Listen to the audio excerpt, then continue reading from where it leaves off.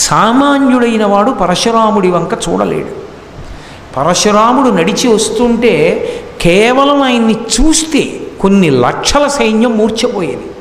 ఆయన యుద్ధం చేయక్కర్లేదు, ఆయన నడిచి వస్తే చాలు. ఆయన వస్తుంటే పడిపోయేవారంతే. మహాతేజోవంతులైనటువంటి వారైతేనే ఆయన్ని చూస్తారు నిలబడి. అంతటి తేజోమూర్తి అయ్యాడు, అంత తపస్సు చేశాడు. జటాజూటం కట్టుకుని గండ్రగొడ్డలి భుజాన వేసుకుని తిరుగుతుండేవాడు. సరే, కొంతకాలం అయింది. అప్పుడే ఒక విచిత్రం ఒకటి జరిగింది. ఆయన మనసులో ఒక కోరిక ఉండేది. నేను ఒకే భగవానుణ్ణి శివుడిగా దర్శించాను, అదే భగవానుణ్ణి కృష్ణుడిగా చూడాలని కోరిక పెట్టుకున్నాడు. అప్పటికి ఇంకా కృష్ణావతారం రాలేదు. మరి కృష్ణుడిగా ఎక్కడున్నాడు అని మీరు నన్ను అడగచ్చు. గోలోకమని ఒక లోకం, గోలోకే రాధికా స్వయం అని అమ్మవారు గోలోకంలో రాధికగా ఉంటుంది.